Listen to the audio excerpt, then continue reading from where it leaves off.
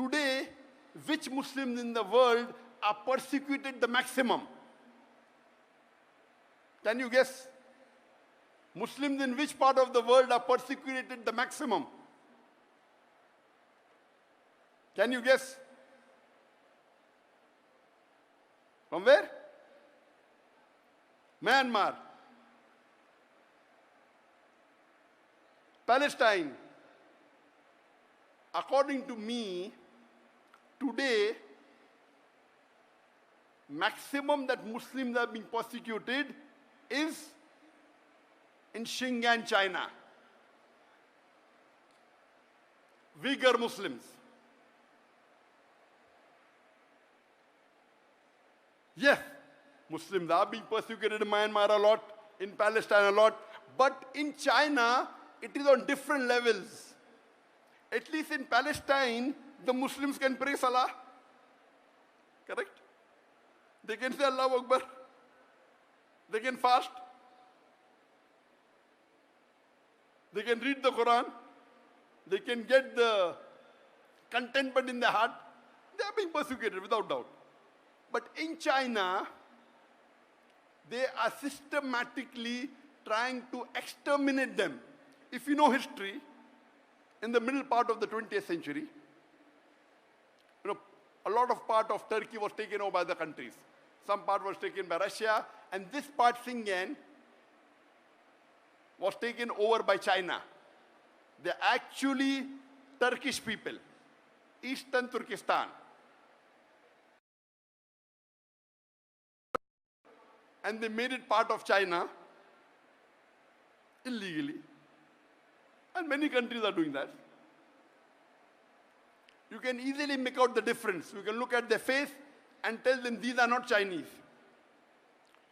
But Allah subhanahu wa ta'ala has blessed that land with rich minerals. It has got wealth. So China is trying its level best to see to it that Muslims are exterminated from there. And they started in 2015, according to reports. It wasn't known to the world. It came out, some of the human rights organization came to know in 2016, and it came out in the media in 2017. It started coming out. Became more popular in 2018.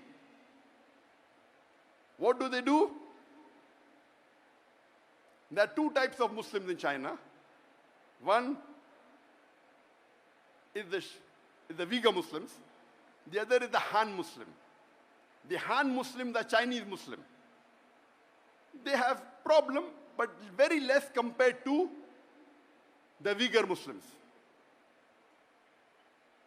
Because the Han Muslim look like Chinese, they have problems, but compared to the Uyghur Muslims, very little. The Uyghur Muslim nowadays, most of them cannot even offer Salah.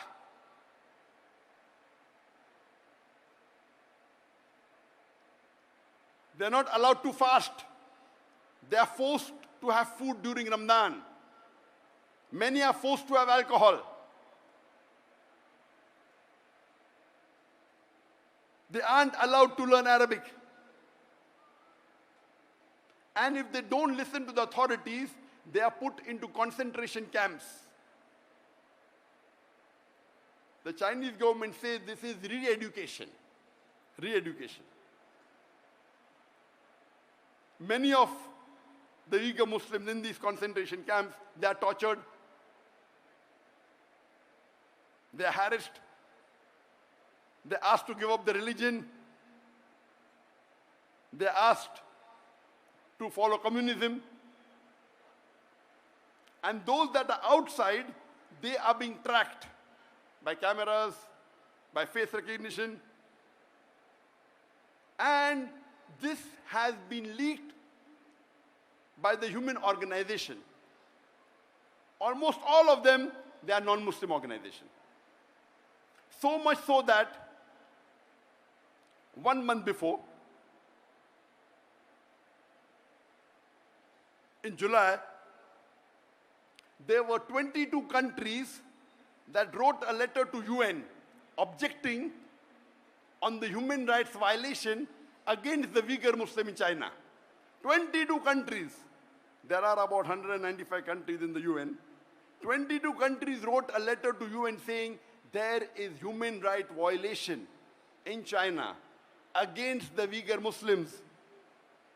And do you know, out of these 22 countries, there was not a single Muslim country which objected. All of them were non-Muslim country, mostly European country. Isn't it a shame? There are about 56 countries in the world, more than 25% of the countries in the world, they have majority Muslims. It were 22 non-Muslim countries who objected to the violation of human rights in UN. And when interviews were taken of some of the heads of states, and some did say that Muslims are weak, it will not benefit us much to object. To tell you the fact, they may be right. What they're doing, if you did not object and kept quiet, they may be using the rule of the Sharia, let a small loss take place to prevent a big loss. The Sharia gives you permission in Islam, it's usul, that let a small loss take place to prevent a big loss. If you think by objecting, you will not get any benefit, but there may be retaliation, there may be problem in your country, and if you do not take the best or the second best option of stopping with the hand or stopping with the tongue, you remain silent. This, if the situation is like that really, that if you object there may be retaliation, and if you take the decision of keeping quiet, Sharia gives you permission.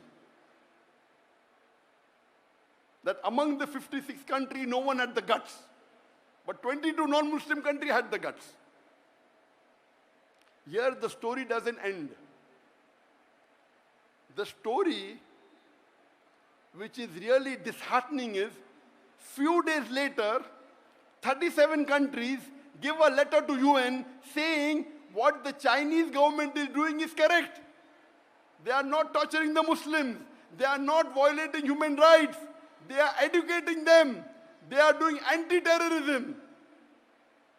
37 countries. Out of these 37 countries, 15 countries were Muslim countries. More than 40% of the countries which supported China, saying that what you're doing is right against the Muslims, what you're torturing them is correct, it is anti-terrorism, they were Muslims.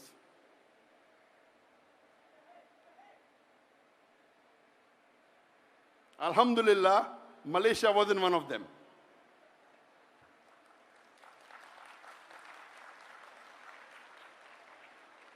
I don't want to take the names of the country which gave a letter, because I want to wake up the Muslims. By Allah's grace, I meet the heads of most of these countries. Whenever I meet head of state, my job as a da'i is to convey the message of Allah. Whether they follow or not, it's in their hand. I don't want to take their names because I don't want to embarrass them. But my request to the heads of states of this country, that our beloved Prophet said, if any Muslim is in problem, it is like if one part of the body is in problem, all the rest part, all the cells go to defend it. This is the Ummah.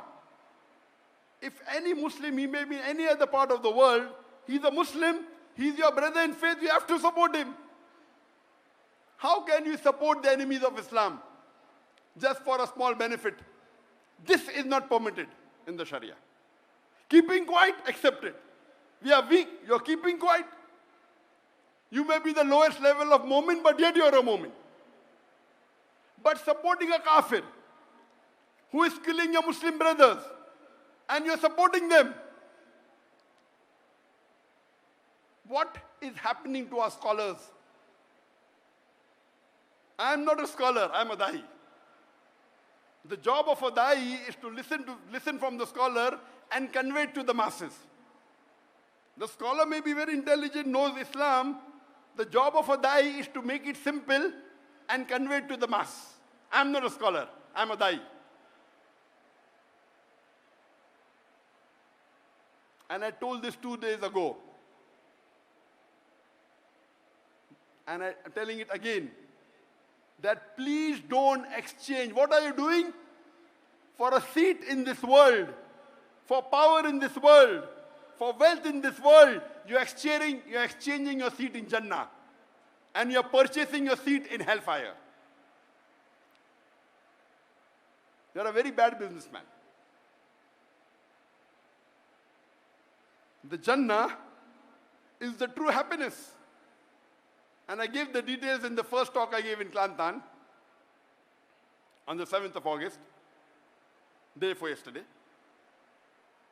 What's happening to the Muslim Ummah? We are deteriorating. There was a time when the Muslims were on top of the world.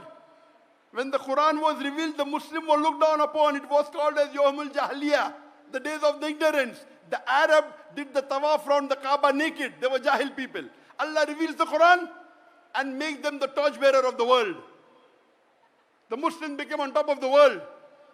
Europeans called from the 8th to the 12th century dark ages. Dark for them, not for us. The advancement that the Muslims made in science and technology, it is phenomenal. We were on top of the world. Today, Muslims are in large number. More than 25% of the world population are Muslims. We are about 2 billion Muslims. But we are looked down upon. We are abused. We are criticized. We cannot do anything. Why? Because that time, at the time of the Sahabas, of the Khulafa Rashidin, the Muslims were close to the Quran and Sunnah. Today, we are far away from the Quran and Sunnah. At that time, we didn't have riches. We were poor. But we had the deen with us. Today, the Muslims are the richest in the world. We have the black gold. But we are looked down upon. Why? Because we are away from the Quran and Sunnah. I request my Muslim brothers all over the world. This lecture is being telecast to all over the world, alhamdulillah. Through the YouTube, which has more than 1 million subscribers, through my Facebook, which has 17.3 million followers, and through Peace TV English, which has 100 million viewers, Peace TV Urdu, 80 million viewers, Peace TV Bangla, 50 million viewers, and Peace TV Chinese, Peace TV Mandarin, 20 million viewers. All put together more than 200 million viewers, at least 100 million may be watching, inshallah. Here, mashallah, I'm told that there are about 100,000 people that have gathered here in the stadium.